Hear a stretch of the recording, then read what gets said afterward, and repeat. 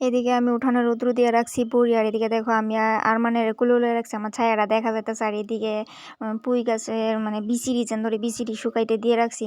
তো আমাদের বাড়িতে বড়ি গাছ আছে, কিন্তু বড়ি গাছ থাকলে কি হইব, বড়ি গাছের মধ্যে এখনো বড়ি নাই।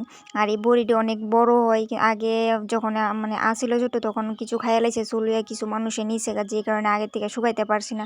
যখন বড়িটি ভাবছিলাম পাকলে তারপরে দিয়ে বড়িটি শুকাইতে দিব, কিন্তু পাকনের আর চান্স নাই, যার যেমনে পারছে লইয়া গেছে গা।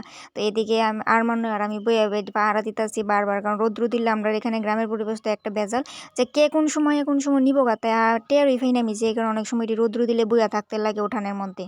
তো এদিকে উঠানের মধ্যে আবার অনেক গাছ লাগানো হয়েছিল, মোটামুটি অনেকটি শেষ, আবার অনেকটি আছে। আর এদিকে গাছটি দেখতে ভালোই লাগে উঠানো যদি কোনো কিছু হয়। তো আমাদের বড়ি গাছটা হয়েছে পুকুর পাড়টার এইদিকে।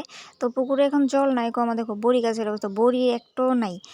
যখন ধরছিল ভাবছি বড়ি যখন পাকবো বড় হইব তখন বড়িটা অনেকটি বড় হয়, কিন্তু বড় হওয়ার আর চান্স নাই, কারণ সবাই যার জন্মে নিছে। অনেকে কইছে বত্তা খাইবো, কই আসিরা বড়ি নিছে, নিয়ে আসিরা গিয়ে দিয়ে পরে যার যার বাড়িতে শুকাইতে দিয়ে রাখছে। আর আমি বেউবে কি করছি, একদিনও বড়ি আর শুকাইতেছি না, যখন বড়ি শেষ হয়ে গেছে সবাই নিয়ে শেষ, তখন গিয়ে সেটা আমি বড় রৌদ্র দিছি। আর এদিকে পুকুরে যখন জল ইচানো হয়েছে, তো পুকুরের থেকে প্যাক মাটি কেটে এখানে আমরা এখানে ফালানো হয়েছে, যাতে এই জায়গাটা সমান হয়। ওই সাইডে দেখো অনেক কচু গাছ আছে। আর পুকুরে এখন জল নাই, এই পুকুরে তো আগে সবাই স্নান টান করতো, এখন আর স্নান টান করে না কেউ।